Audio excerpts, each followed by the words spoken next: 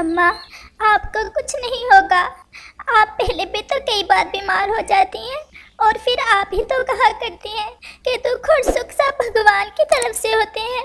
गुड़िया, मेरी बेटी, न जाने क्यों आज मेरा मन बहुत डर रहा है। मेरा क्या है मेरी जान, मैंने तो अपनी जिंदगी गुजार ली। मेरी बस यही इच्छा थी कि मेरे जीते जी तुम अपने घर की हो जाती। मम्मा, आप प्लीज ऐसी बातें ना करें। अच्छा, मैं अभी आपके लिए दवा लेकर आती हूँ, फिर देखना दवा खाते ही आप ठीक हो जाएंगी। उस चिड़िया को तेज बुखार था, उसे ठंड लगी थी और अब तो तेज बुखार के कारण उससे हिला भी नहीं जा रहा था, जिसे देख उसकी बेटी थी तो बहुत दुखी, लेकिन वो अपनी मम्मा के सामने बहादुर बनकर दिखा रही थी ताकि उसकी मम्मा हौसला न छोड़े। और फिर गुड़िया कुछ चावल लेकर बुलबुल के पास दवा लेने चली जाती है। जैसे ही वो घर से बाहर निकलती है तो वो एक पेड़ पर बैठ जाती है। उसका मन बहुत भरा हुआ था और वो जोर जोर से रोने लग जाती है। हे भगवान, मेरी मम्मा को ठीक कर दे। मेरा कौन है मेरी माँ के सिवा। मेरी मम्मा ने हमेशा दुख ही देखे हैं। मैं तो अपनी मम्मा के सामने रो भी नहीं सकती। वो खुद में हौसला पैदा करती है और फिर से उड़ती है। वो अपनी मम्मा के साथ उस बुलबुल के पास पहले भी दवा लेने गई थी, इसलिए उसे रास्ते का अच्छे से पता था। कालू जी, वो देखो तो जरा, रानू चिड़िया की बेटी कुछ लेकर जा रही है। चलो तो जरा देखें क्या है उसके पास। भूख तो मुझे भी बहुत लगी हुई है, कितना ही अच्छा हो कि कुछ खाने को मिल जाए। और फिर वो दोनों गुड़िया का पीछा करते हैं और उसे रोक लेते हैं। अरे गुड़िया, ये क्या है तुम्हारे पास और कहाँ भागे जा रही हो? गौरी आंटी, ये चावल है। मेरी मम्मा को तेज बुखार है, दवा लेने जा रही हूँ मैं बुलबुल आंटी के पास।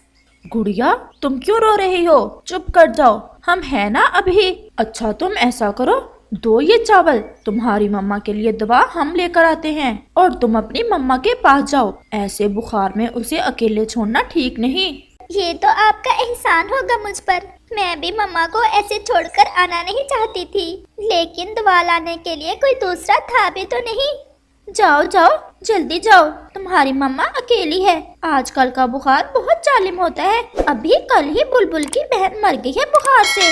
गोरे की ये बात सुनकर गुड़िया तो जल्दी से घर वापस उठ जाती है। जैसे ही गुड़िया घर वापस जाती है, कौवा और कव्वी जोर से हंसते हैं। ये तो कुछ ज्यादा ही बुद्धू है। हम कोई नौकर हैं इसके जो दवा लाते फिरेंगे इस चिड़िया के लिए। चल बे कालू, पार्टी शुरू करें। गोरी, चावल ज्यादा हैं। हम ऐसा करते हैं, चावल लेकर पहाड़ों पर जाते हैं और वहाँ कोई देखने वाला भी नहीं होगा। हम वहीं बैठकर आराम से पार्टी करेंगे। बात तो तुम्हारी ठीक है। और फिर वो दोनों वो चावल लेकर पहाड़ों की दिशा में चले जाते हैं। गुड़िया, मेरी बच्ची, ले आई हो दवा। मम्मा, मुझे कालू अंकल और गौरी आंटी मिल गए थे रास्ते में। उन्होंने मुझसे चावल ले लिए और मुझे घर वापस भेज दिया। वो कह रहे थे कि वो दवा ले आते हैं। कौन? गौरी और कालू? नहीं मेरी बच्ची, वो तो कभी भी दवा लेकर नहीं आएंगे और वो चावल भी खा लेंगे। नहीं मम्मा, वो ऐसा क्यों करेंगे? मैंने उन्हें बताया था कि मेरी मम्मा को तेज बुखार है। तुम भी बहुत भोली हो गुड़िया। गुड़िया का मन भी डर रहा था। ये तो उसने सोचा ही ना था कि वो कौवे ऐसा भी कर सकते हैं।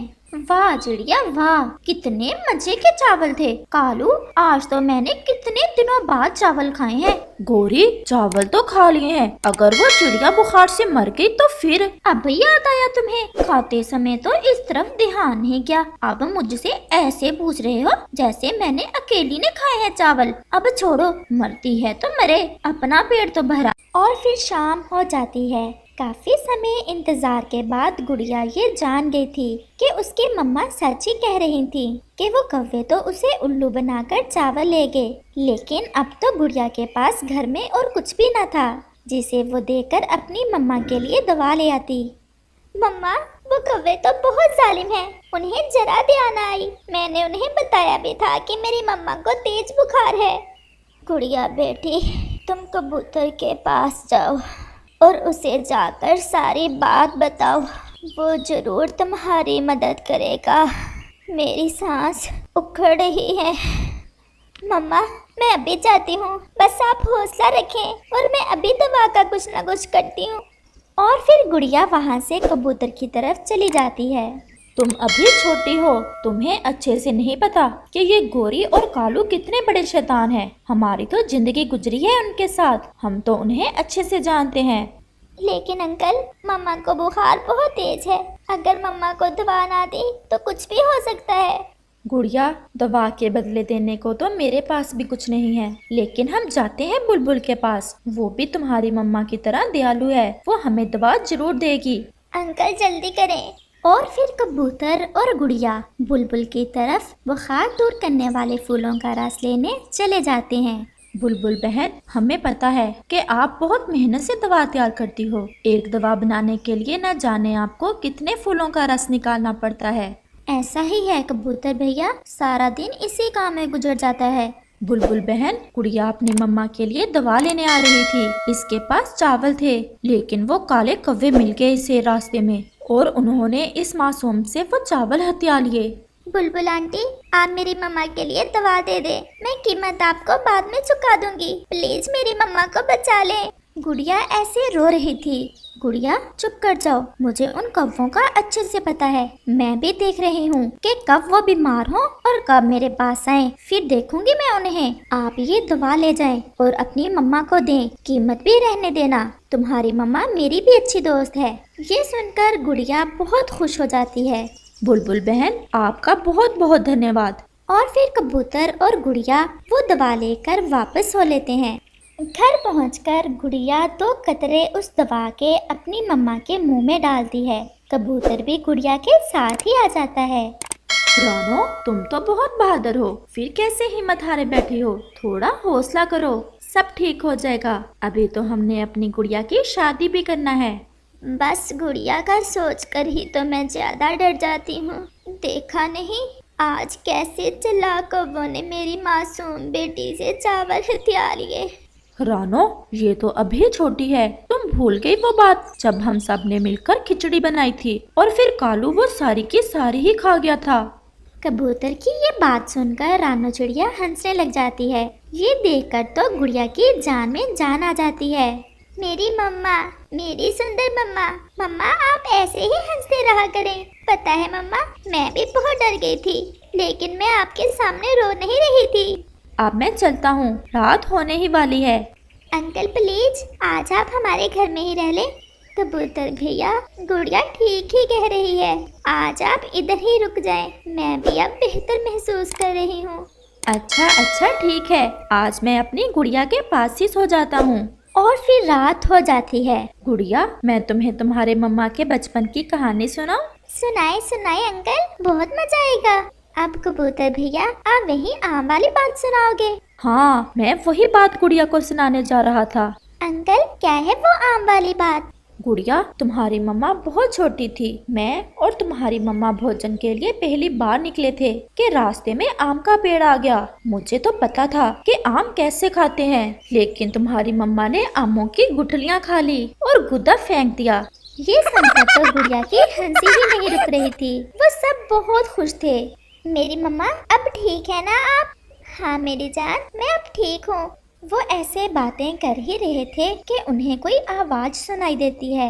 हाय मेरा पेट, हाय मेरा पेट, मुझे बचा लो कालू, मेरा पेट फटता जा रहा है। हाय कालू, मैं मर जाऊंगी। चिड़िया जरा सुनो तो, ये तो गोरी की आवाज है। उसके पेट को क्या हो गया? जरा चलो तो गुड़िया, देखें तो सही क्या हुआ गोरी के पेट को।